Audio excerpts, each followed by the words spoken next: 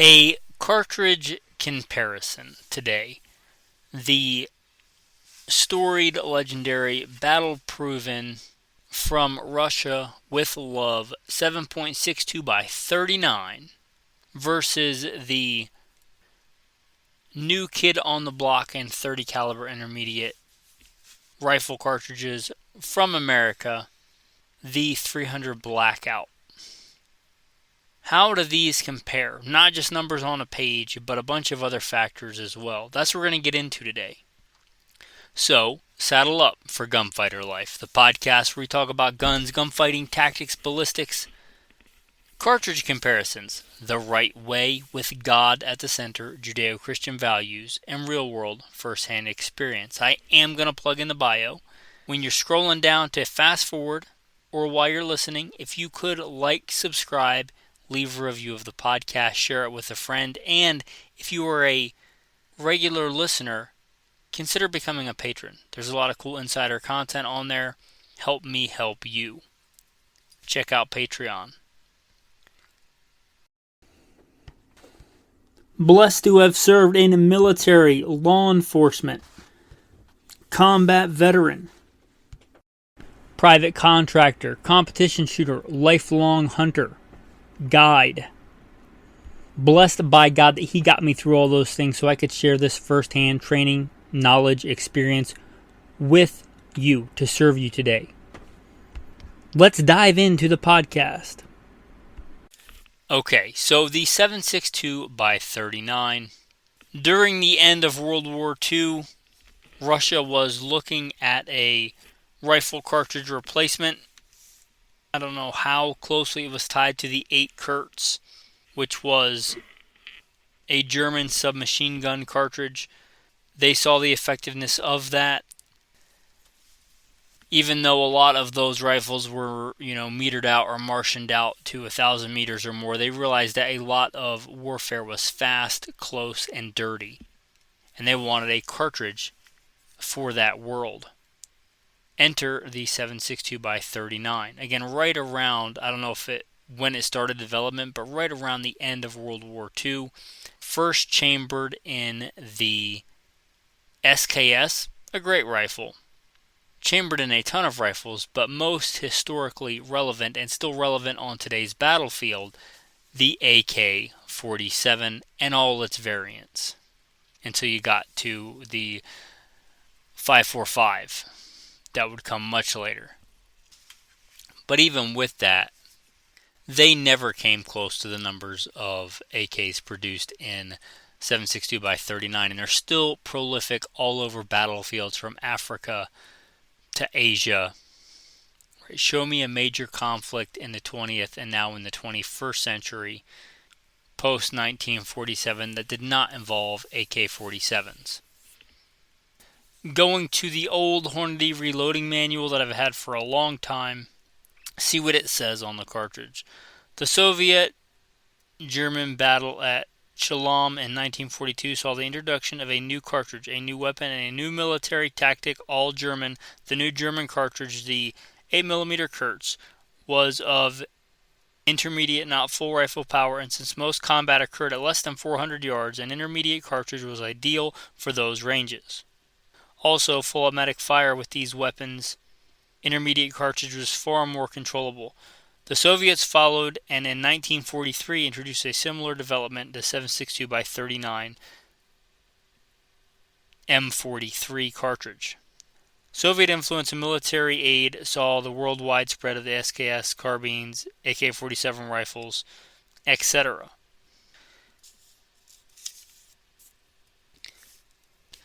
And I plan to keep this apples and apples comparison. However, my reloading manual is actually so old that it does not list the 300 Blackout. From memory, there was we'll see how correct this is when I actually look it up. I'll probably look it up on Wikipedia. But in the late aughts, mid-aughts, into the teens, there was the 300 Whisper, and then there was some controversy around that versus the 300 Blackout. It became standardized as the 300 Blackout, developed as a .30 caliber to be able to be fired in an AR. It's not exactly, but it's basically a big necked up 223. Not quite a straight wall cartridge, it's got a little bit of a neck, but designed to be fired out of an AR in AR magazines with a .30 caliber projectile with light-ish for caliber loads and very heavy for caliber loads at subsonic velocities, especially in shorter barreled ARs, whether it be an SBR or a pistol, AR pistol, designed for that arena. If you want to know the metric designation, and this is from Wikipedia to give credit where it's due, it's a 7.62 by 35 millimeter. Is an intermediate cartridge developed in the United States by Advanced Armament Corporation, AAC, for use in the M4 carbine. It says designed 2009, produced 2010 to present. Okay, now let's talk about some numbers here, some velocity numbers.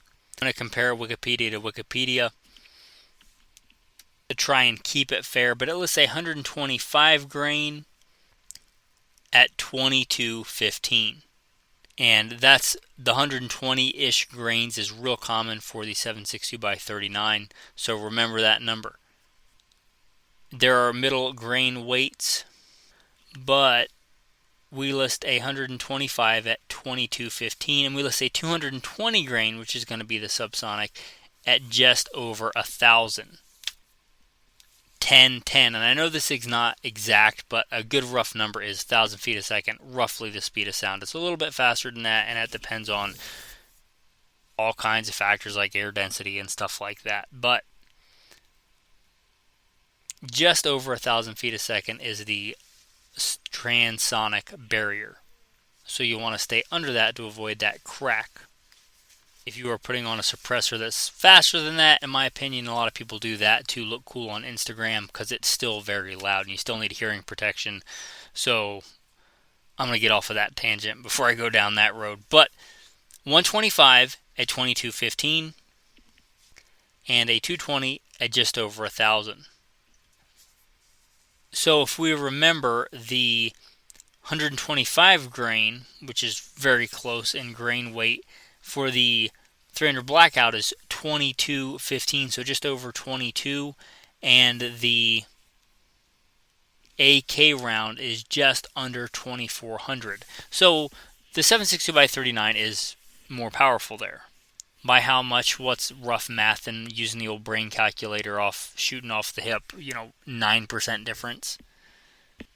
A lot of the stuff you're going to see in the AK, it's going to be the military kind of stuff. It's going to be 120-ish grains, 22, 23.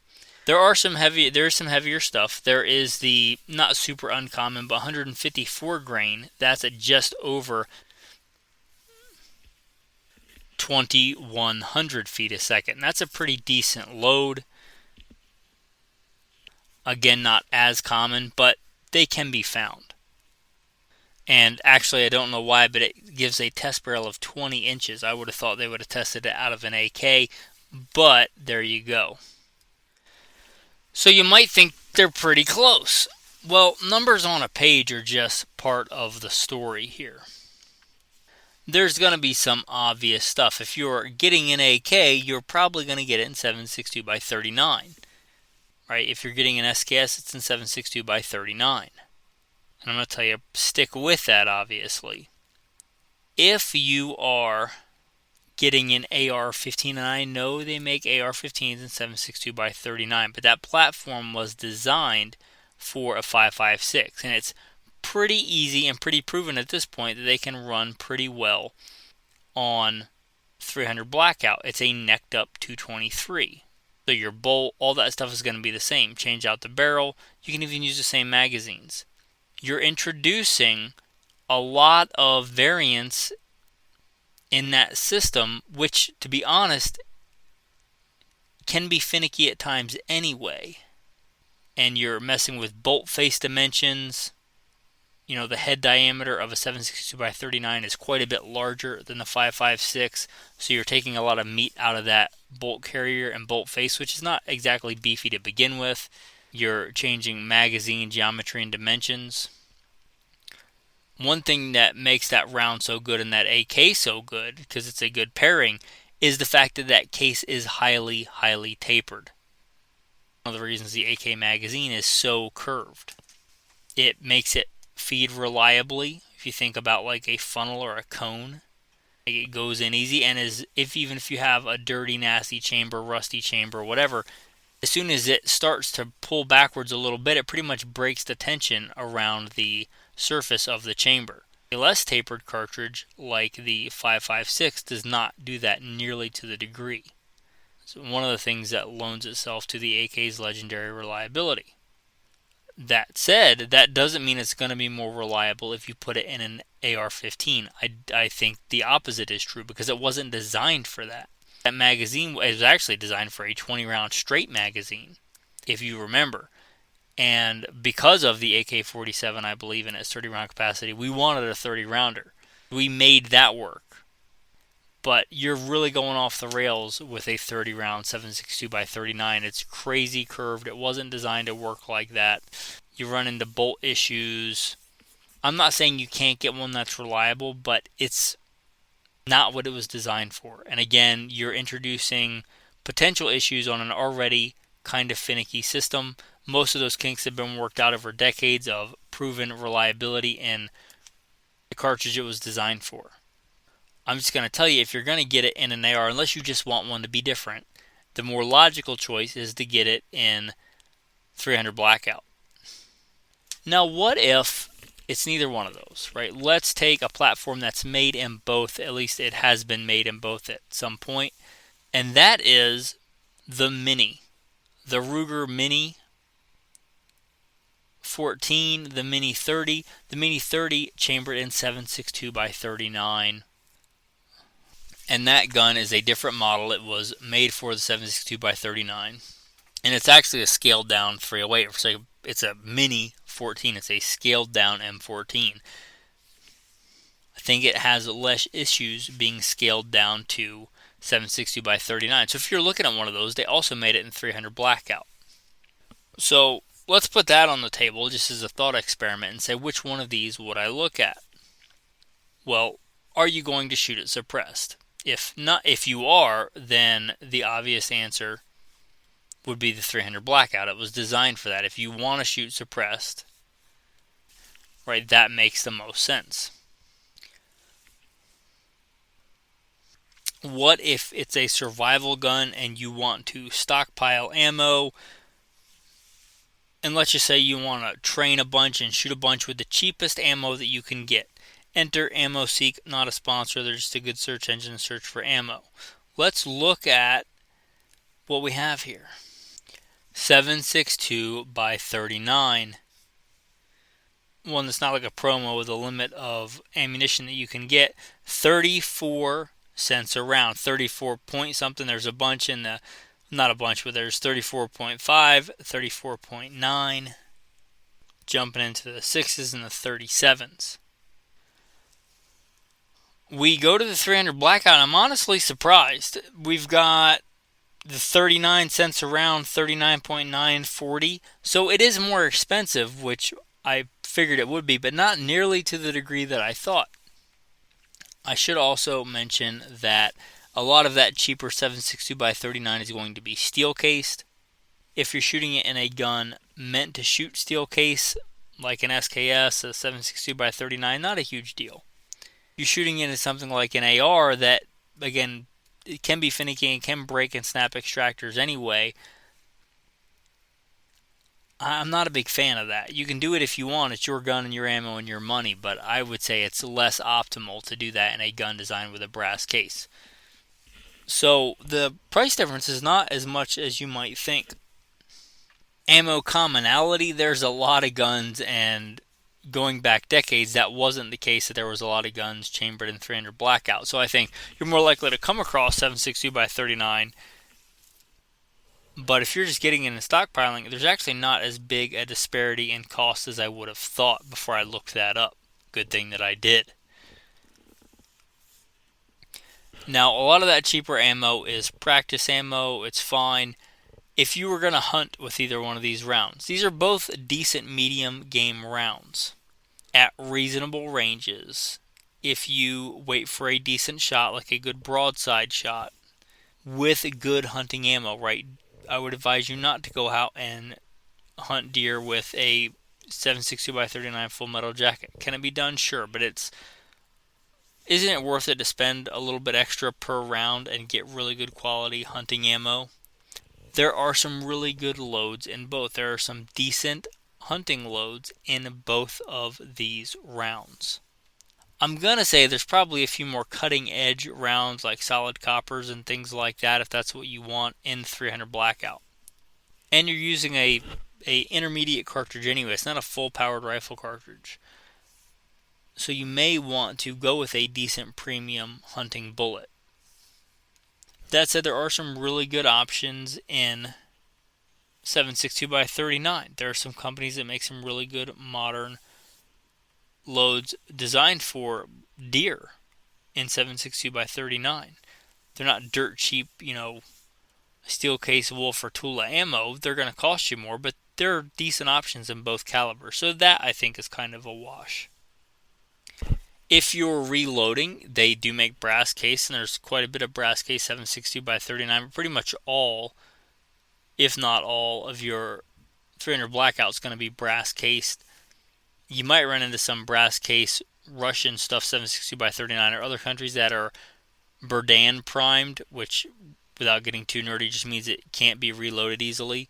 Most of the stuff you're going to get, if not all of it, again, in 300 Blackout is going to be reloadable cases if you're going to reload. Also, I know that you can reload 7.62 by 39 with 308 caliber bullets, but I believe technically it's a 311 diameter bullet.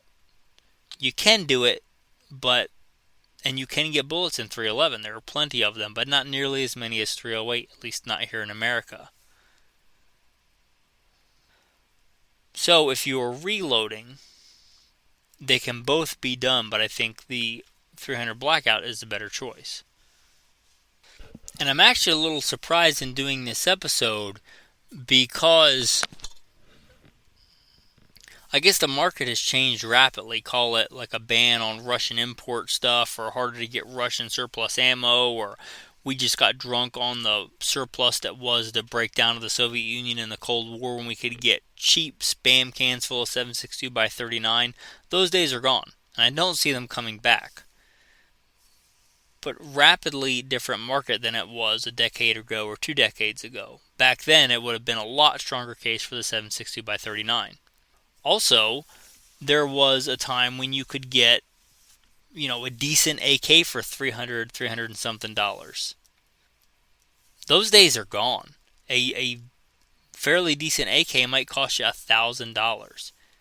And for $1,000, you could, and for far less than $1,000, you could get a decent AR in 300 Blackout. If you're talking about, if we went back to that a Mini 30, a Mini 14, and 300 Blackout, or 7.62 by 39, where they're pretty much going to be the same cost unless one's on sale or something. I think you're going to run into less issues. Again, it was a scaled down Mini 14, so it's got a rock and lock magazine, kind of like the AK has anyway. It's not got that long straight magazine well, so you shouldn't have an issue trying to get highly tapered cartridges to feed in a straight magazine well. Again, I'm not saying you can't have a reliable direct impingement 7.62 by 39 AR. I'm just saying it doesn't make a lot of sense when you could just get it in 300 Blackout. And something like a Mini, which I think is a decent platform. I actually use those in real life, as a law enforcement officer. They're a decent carbine.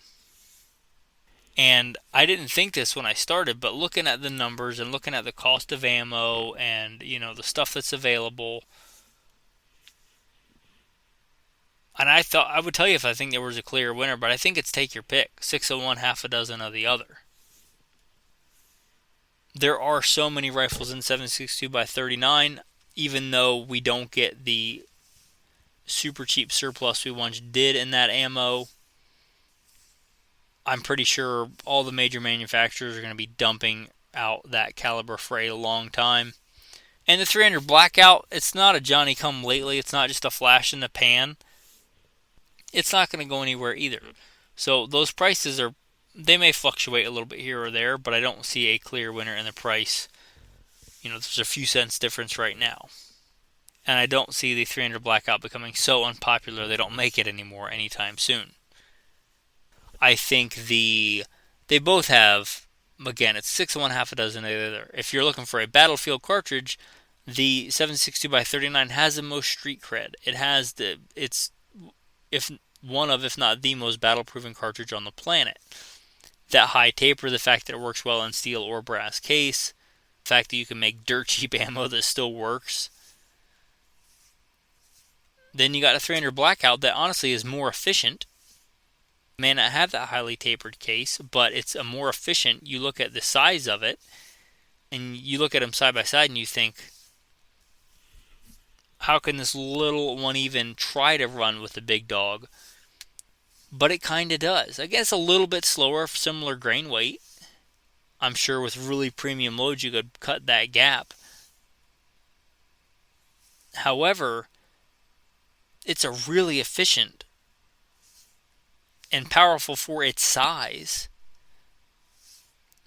in that, 110, 120 grain weight range.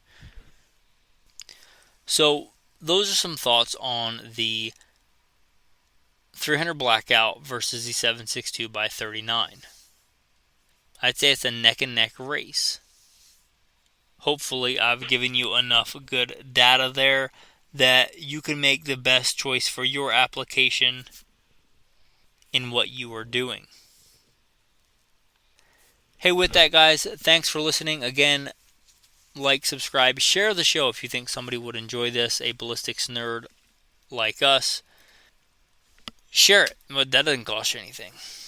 And if you do want to support the podcast, consider becoming a patron.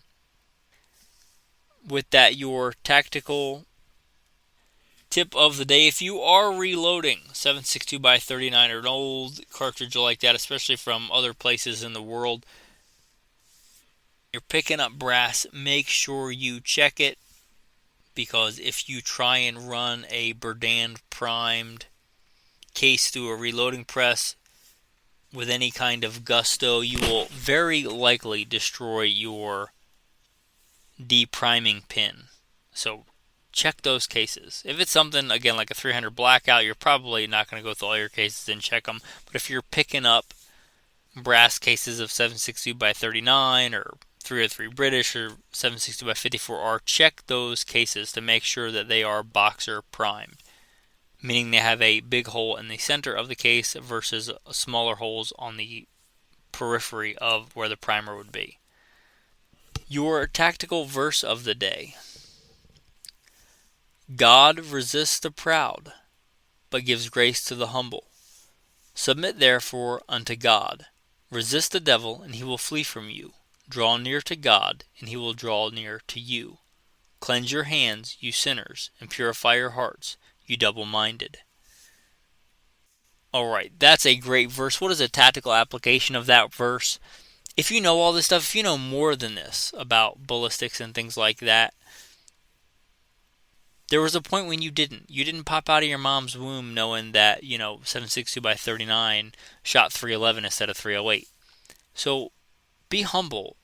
What did you have that you did not first receive? That's also a good verse.